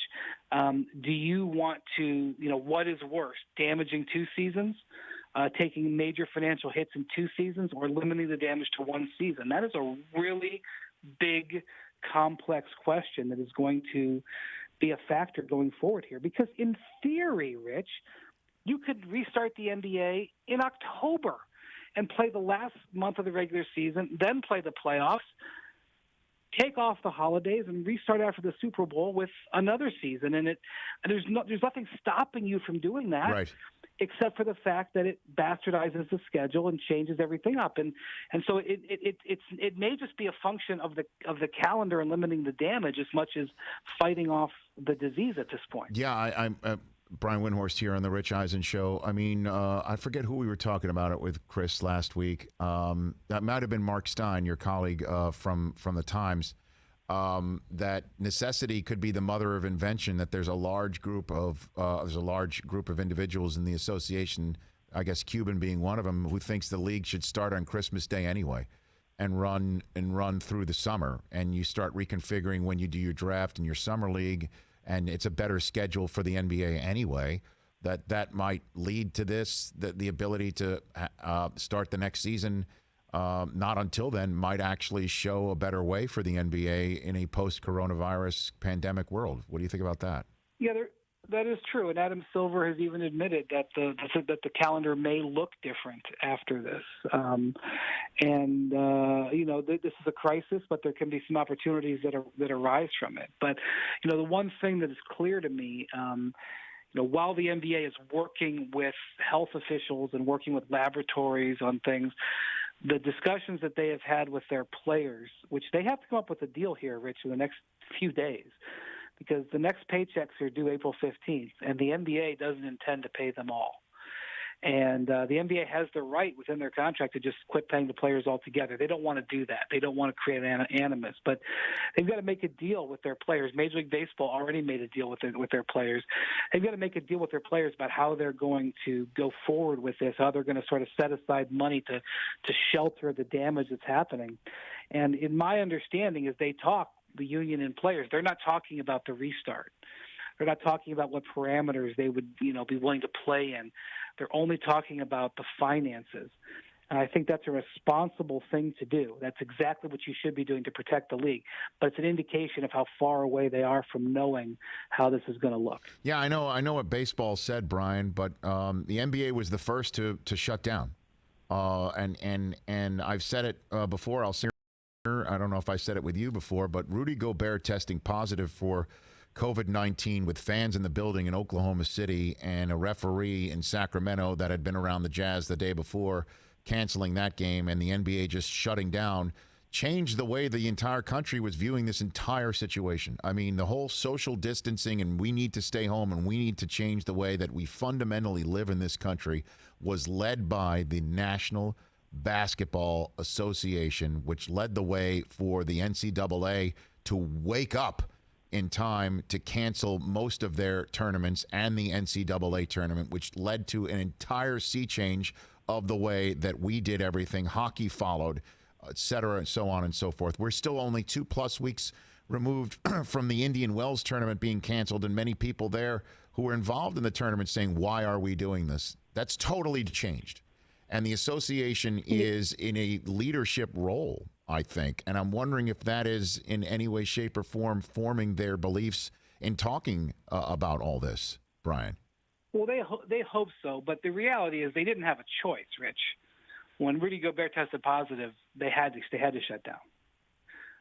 It just happened on the timeline. They were the first to deal with it. I actually think that Indian Wells in the Ivy League, in terms of leading the pack, deserve some bravery points for that. Remember, when they shut the league down, the NBA hadn't even announced that they were taking fans out. There were fans in NBA arenas that night. So I think it is something that the NBA ended up doing that could be somewhat important, but I'm not going to give them points for being noble. But Adam Silver, I think, has said that he does, they are in position to sort of be the thing that comes back and holds the first championship and stuff like that. And I do think that's important to them. But it would be important to them whether they were the first to shut down or the fifth. In some ways, playing basketball is easier because you don't have to have a 100-yard field. You don't have to have a stadium that needs the kind of maintenance that you may not be able to do if there's 10 games on it a day. It's a smaller number of players that you would have to worry about. It's not a 25-man baseball roster or whatever they want to make the rosters. It's certainly not what you would need for a football team. That said, it's a very physical, in-contact, close sport, and that makes it difficult. You read different things from these experts who talk about this, and it's just really, really hard to form any sort of prediction. That's why I think the NBA is being responsible, number one, dealing with the finances right now, because that's one thing that they can control, and saying to everybody who will listen, look, we're not going to do anything until we get to May. When we get to May, we're going to reevaluate. And I know that that's hard for people who are trying to look for good news and trying to look for optimism, and we may have optimism by May 1st, but right now I just don't think that the league can move at a fast pace on doing anything. I do have to say you are correct. And the day of we did a show on that Wednesday when Rudy Gobert that night tested positive. We had Robin Harris, the executive director of the Ivy League, on our show to explain her decision to cancel her tournament, to cancel the men's and women's basketball championships and name two schools and men and women, the two teams that would represent them in an NCAA tournament that eventually got canceled. So that is correct in pointing that out, that she was the first in that regard. Brian Windhorst here on the Rich Eisen Show. You mentioned how you're enjoying watching old school basketball. I do believe, as we're talking, I could see on the sports mix in front of me here, I do believe Grant Hill just sent Dino Raja to the line for 2 shots on NBA TV. I am enjoying this immensely. The great Dino Raja. Sorry. I did see the other night an old school Atlanta Hawks, New York Knicks contest, Dominique battling it out. I'm loving all this, Brian, and that nostalgia is about to be ratcheted up with the Jordan documentary, The Last Dance, coming on ESPN. What is there anything you know about this that you can help preview it? What can we expect out of this 10-part doc that starts a couple Sundays from now with the first 2 parts? Yeah, I didn't quite. So I do quite a bit of work with Scottie Pippen, and I've talked with him about it a little bit. I didn't quite understand what this was. I didn't understand that there was like a documentary crew with the Bulls that season. Or somebody was filming for a doc. And I want to know, like, where's the footage been for 20 plus years? Salted away, I guess. And so, yeah, I don't necessarily. A lot of this is, is crazy. But in listening to Pippen talk about that season, which ended in the iconic moment of the shot in Jordan hit in Utah, there was a lot of stuff going on with the Bulls at that time. And, not only that, but because of the gravity of this project and because Jordan supported it, they got all of the principals to sit down for interviews. And that's the one thing that I can tell you, just being around a little bit, is what you really want is the people who no longer have skin in the game, who are willing to talk. I get to be around a lot of retired or newly retired players at ESPN. You do too at the NFL Network. And to listen to these guys tell stories, I go, oh my God, I wish I knew this 5 years ago. I wish you could have said this 5 years ago. And it just opens so much up. So that's what I really want to see, is not only the footage, but what did Phil Jackson say? What was Phil Jackson willing to say about what was going on with that team at that time and about Michael? And I'm not privy to any details of what's in the doc. They keep the 30 for 30 stuff sort of out of our realm on purpose. But, it's 10 hours, I'm pretty sure, 10 episodes that they're going to do for 5 showings. That's a lot of footage.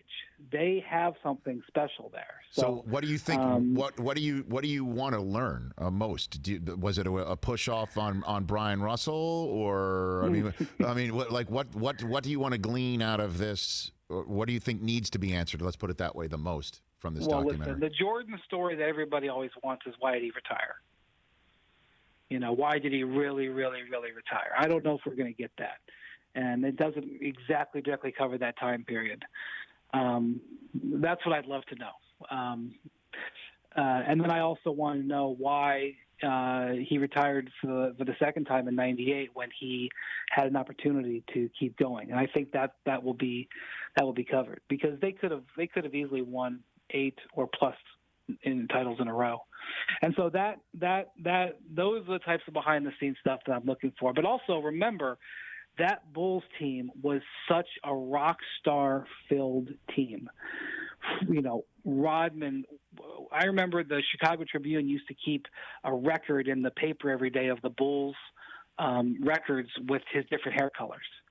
And so you had Roger changing his hair every few days, and you had Phil Jackson on his way out, and all the drama with that, and Jordan and Pippen and him getting into a fight with Steve Kerr and punching Steve Kerr out, and the poker games on the planes, and the gambling on the golf, and Jordan playing 36 in the morning and then showing up at night and dropping 38. Like, there was a lot of stuff going on with that Bulls team. They were at the top of their game. Everybody was coming out for them. I mean, there was one game that year, they were so much interest in them. Jordan's last game in Atlanta, they thought was his last game. They played it in the Georgia Dome, and they got 65,000 people to watch a regular season NBA game. I mean, the rock star status of that team. And when we think like, oh man, the Miami Heat, oh man, the Golden State Warriors, there was maybe no team more famous. I mean, they were at the top of their games. And so to capture footage from that, and the other thing is, we all remember this. This is not a documentary, about the 50s where most of us weren't around or don't remember. Right. We all remember this. And so for people of a certain age, it's going to be like, that's one of the things I loved about the OJ documentary and the OJ stuff that happened. I mean, I remember living through it when I was in high school. And so this is going to be, again, not only learning, but the nostalgia part of it to so many people, I think, is something that will really invigorate the viewer. Oh, no doubt about it. But I'm mandated, before I let you go, to ask this question. Are you intimating that Jordan's retirement the first time was not because he really wanted to scratch that baseball itch?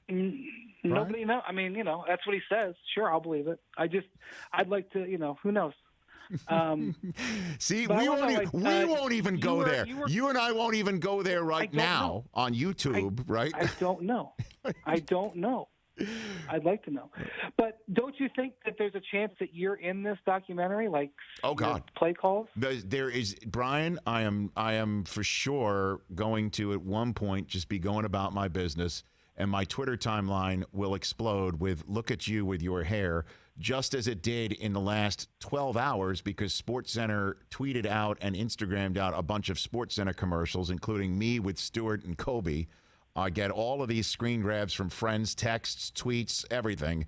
Look at you with hair. Yeah, I had hair. I don't understand what the big thing is. What years do you think your SportsCenter prime were? What were your SportsCenter prime years? This was in your prime SportsCenter years. Yeah, right? I got there in '96. So, but the issue, there's two issues. One is, yes, I can be doing a SportsCenter call from exactly what you're talking about. But the odds are Stuart Scott did the highlight, because there was no way on this green earth that Michael Jordan would succeed at anything significantly, and I would get that highlight. Not a chance. That's fair. Brian. That's a good point. So all right, it's iffy. It's iffy that I'm in the last dance. Let's put it that way. Iffy. All right. Thanks for the call, Brian. Appreciate it. Glad you're healthy and well. All right. And let's chat soon. Let's chat soon. That's Brian Windhorst, ESPN NBA Insider. Right? Didn't they show like the highlight of the Jordan flu game recently, and he did it? I didn't do it. I mean, there's no shot. Yeah, you didn't get any. I mean, that shot sheet was like. And then after that, it was anything Vince Carter did. No shot. Right. No shot. No shot. Any North Carolina player of significance that did anything significantly, no shot. A couple times I would turn to Stewart. I'm like, do I got that highlight tonight, or do you? And he would laugh. That would be his response. Like, of course I'm getting it, Rich. Like, ha, good one, Rich. Oh, yeah. Don Bowie's asking. For Michigan, it was reverse. Of course. That's. How about Yankees? I would get it, too. It would be, and by the way, don't be a smartass. Charles Woodson did things. I didn't say anything. Okay. I didn't say anything. Don't be a smartass. I didn't say How about Yankees? Was that a... Well, the Yankees did so much significantly when I first showed up. I couldn't get it. There was enough to go around. That's what I'm saying. And Don Bowie. No, there were no Jets calls, Don. Did Stu have a baseball team? No. I mean, I think he just rooted for all things Chicago. I don't recall. Yeah. I mean, I think I might be off. I don't recall either. He never really verbalized it that much. Yeah. That's going to be a great doc. Can't wait. Oh, man. And by the way, as he was saying, he's enjoying all this old school stuff. I looked over at NBA TV. And that's what they have on? Dino Radja, the line for two. So what is it, a Pistons-Celtics game? It's Pistons-Celtics game, yeah. Are the Pistons wearing those hideous jerseys? No, they're wearing their home green, like their road green uniforms. Pardon me, their road green. Yeah, the regular. They had some terrible uniforms there in the middle of the 90s. Okay, now then, we're all trying to get through this pandemic together. We really are. And there's a lot of people uptight, and there's a lot of people on edge. There's a lot of people nervous. There's a lot of people anxious for good reason. And I want to be positive, right? I want to be somebody who is in front of this microphone for good, okay? And to bring us all together. I keep saying that we need to be socially distant, but also socially connected together. But then there are times where somebody says something so outrageous, I have to call them out. And in the sports world, that is now Oklahoma State head football coach Mike Gundy, who, I guess in a teleconference call yesterday, said this. We need to get back to playing football for a variety of reasons if the medical people say we can. We don't need to let 1 or 2 months take that away from us. There's too many people that are relying on it. We got to have a plan, and so let's just stay on schedule. Everybody needs to relax, okay? And I'm not taking away from the danger of people getting sick. You have the virus, stay healthy, try to do what we can to help people that are sick, and we're losing lives, which is just terrible.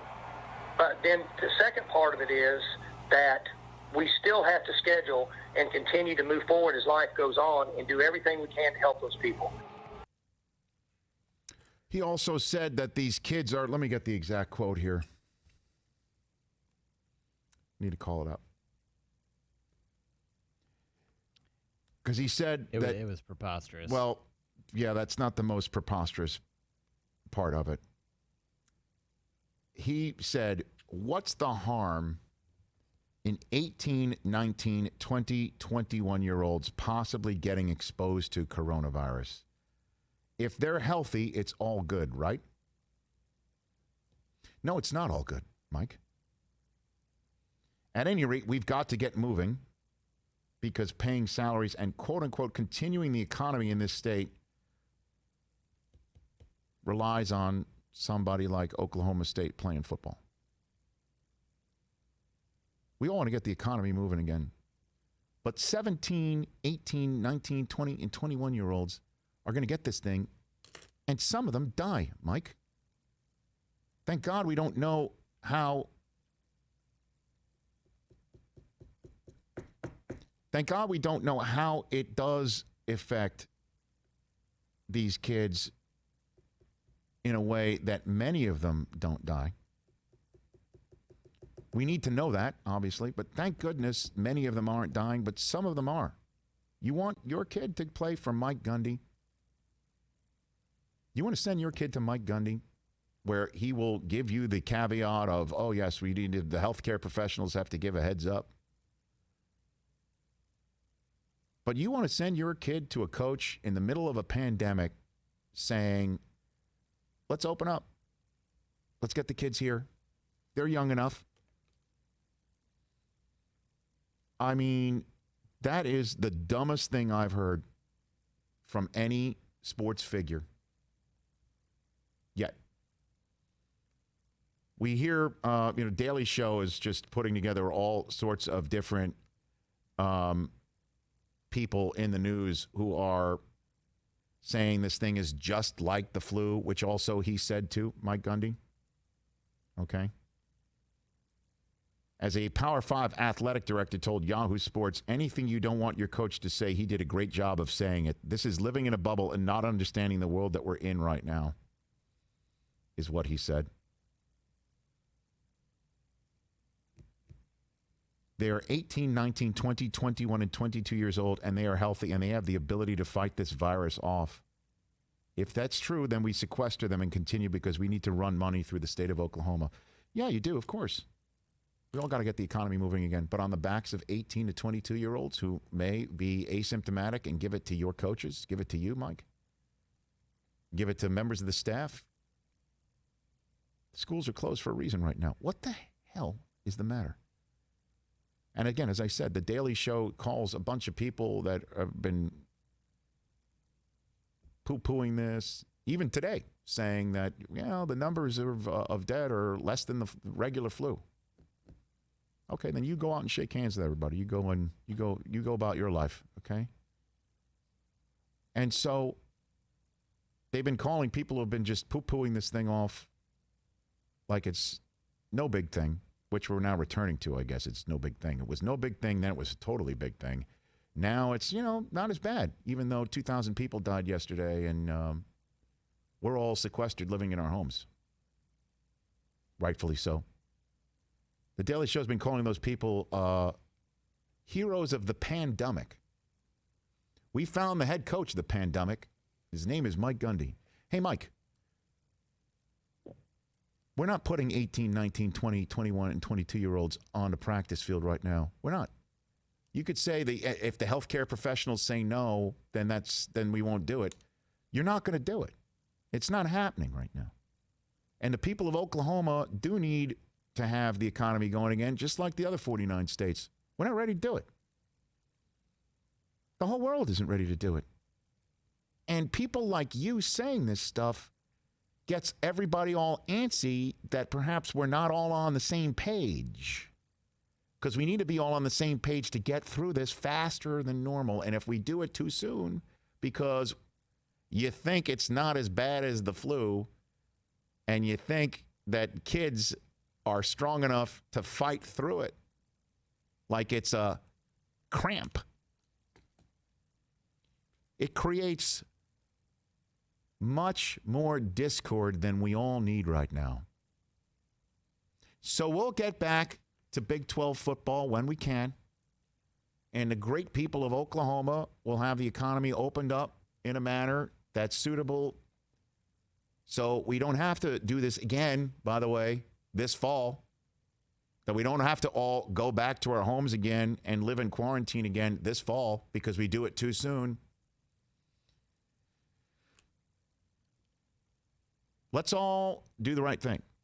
We come here every day. We wipe our stuff down. We are far apart than what is being required of us. And then we go home and we stay home. And we ask each other every night, how are we feeling? Everybody good? Great. You're feeling fine? Great. Did you go out? Of course not. Great. See you tomorrow. So we're doing this here. We're all here saying, hey, we'll be here. We're raising our hands and doing it. And folks out there are saying, thank you for doing it. And we're like, great. As long as we're healthy, we'll do it. But we're not dragging in a bunch of people and say, hang out and do an Oklahoma state drill. Yeah, tackle that person. Jump on them. Sweat on them. Spit on them. What are you thinking? Spend enough time. And by the way, I'm 50. I'm a man. This is where I'm found. At Rich Eisen Show. And we'll be found here tomorrow, too. How about us? This feels like an old podcast day, doesn't it? It does. Where we would just keep talking and talking and talking. Can we just get to a few things? Yeah, go for it. For news things. Okay, Please. so Jameis Winston was on a FaceTime with Fox News earlier today, and the interviewer asked him about the Bucs signing Tom Brady. Jameis said, one thing you can learn about me is my faith. I have tremendous faith in my Lord, and one thing about Tom Brady is it's understood that he's the GOAT. For you to get replaced by Tom Brady in a city that you love so much, I guess that's kudos to me. Eventually, I'm going to have to play the Tom Bradys, the Patrick Mahomes, and all the other great quarterbacks eventually. That's how you win Super Bowls. Yep. And that's what I want. Okay. I like Jameis, man. As you know, I had issues with him coming out of college, and I had issues with him when he did when, whatever was happening in his life. Sure. But he has shown everybody he has turned it around. He's play football, man. He's walked it. He's talked it. And I met him twice, once in London last year, and then seeing him, he was bouncing off the walls, throwing 450 yards. Everything was working great. His thumb, broke his thumb. His two receivers go down. and he's still winging it around, and he's throwing picks, and he's having short memories, and he threw for 5,000 yards last year. Sure did. Who wants him?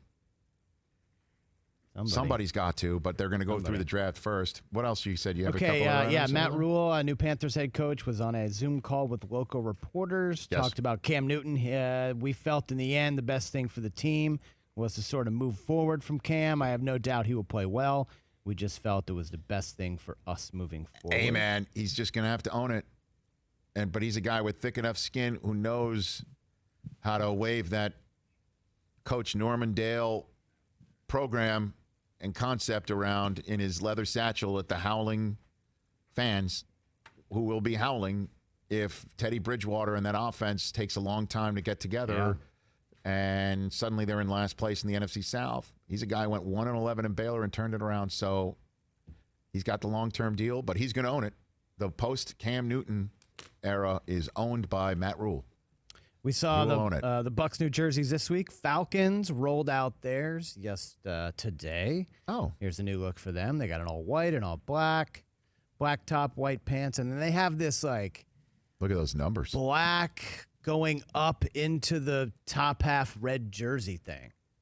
So that's a lot of people are comparing it online. To the Bucs new uniforms or the old uniform? Bucs old uniforms or people. Well, I mean, the NFC South, they're going to have to. They and the Bucs are going to have to really coordinate which ones that they're wearing because they look very similar. No pewter on the Falcons. You know what? I like. Can you put that up one more time, Don, if you don't mind? I like the look on Ryan right there. He looks naturally. Oh, stop it. Intense. Is that what all this was about? You just working that in? It's a natural look right there. I like the black top with the white pants. You got to move on. I think that's my favorite. All right, this is really funny. Your mic. Can you turn his mic off if it's not on? Because my gosh, we got to figure this whole thing. Amateurs. Right. Okay, this was pretty funny. So Nick Saban did an Instagram Live with Maria Taylor today and said the one thing that's come out of all of this, staying at home, is that Nick Saban now has an email address. He said, they were sending all of my emails to Miss Terry, and his wife, I guess. She fired me and said, I'm not dealing with your stuff anymore, so I had to do it on my own. Okay. So Nick Saban has an email address. He never had an email address. Did he say I? He said I. gmail.com? Did Maria Taylor ask him what the email address is, and he told her to quit asking? Did he pound the podium a couple times? Unclear. By the way, and lastly, I've enjoyed all the Nick Saban stories that we've elicited from 4 different Alabama prospects. We might have to edit that all together in one video, and we're done. I did see one of the Alabama papers put them all together in a story. Did they really? Yeah. Oh, great. I'm glad we're providing content. All right, and last one. Did you see this? Tiger Woods tweeted out last night. Yes. Had his own champions dinner during the quarantine. Because, of course, last night was supposed to be the champions dinner at Augusta. Nice. And he had a nice dinner. Put the jacket on. With his family. By the way. His 2 kids and his girlfriend. That is great with the dog. What a beautiful looking. Yeah, 2 dogs, his girlfriend, and his 2 kids. Family right there. Now, what's on the left? Is that just like is that the dessert? Dessert tray? I'm not sure. I like it. Yeah. By the way, a few things about this photograph, if you don't mind. All right. The flex that's going on right now is so monumental from look at my beautiful family. Yes. Look at my beautiful dogs. Mm-hmm. Look at my beautiful place settings. Yes. Look at my back friggin' yard. With those beautiful and look at the fact that the centerpiece of my dinner table is Butler Cabin trophy. Yeah. I mean, and I'm just gonna grab one of the green jackets out of the closet and put it on. I got 5. This is what we're gonna do, okay? And meeny, miny, mo. Yeah, exactly. Oh, is Nike strategically placed? Right, perfect example of branding. I mean, the flex is great. Impressive. Go hit a couple balls in the backyard right now. Yeah, what hole does he have reconstructed in his backyard? Or does he live on a course? He must live on a golf course, right? I think that's a hole just in the backyard, Brock. I think that, I don't know. That could be, he could live on a golf course. Yeah, that could be it. I imagine he probably lives on a course, right, in Jupiter? Could you imagine? He's I would, walking out. here's just to wrap up this show. because we're 2 hours today, tomorrow, and on Friday. And tomorrow we hope, going to get a nice announcement here for you about where you can watch us outside of our YouTube page, youtube.com/Rich Eisen Show. Tomorrow's show, we've got Dr. Myron Roll and Jason Light, former Titan, now a doctor in New York City on the front lines of fighting coronavirus. Dr. Myron Roll and Jason Light, general manager of the Tampa Bay Buccaneers. Just to wrap this whole thing up right there, I would never play that golf course using a Rich Eisen Show golf ball because I won't want to be the guy who just hits one right off the shaft. I wouldn't want to hosel at a brother one time by slicing it right into Tiger's house. No chance there would be a Rich Eisen Show logoed ball at that golf course. Sorry, Tiger. Yeah, because you can't say wasn't me. Wasn't me. Yeah, you're done. No, it's literally right here. Okay, thanks for being here to the Wormhole and the 454s. We will see you for another 2-hour show on Thursday at noon Eastern Time. See you then.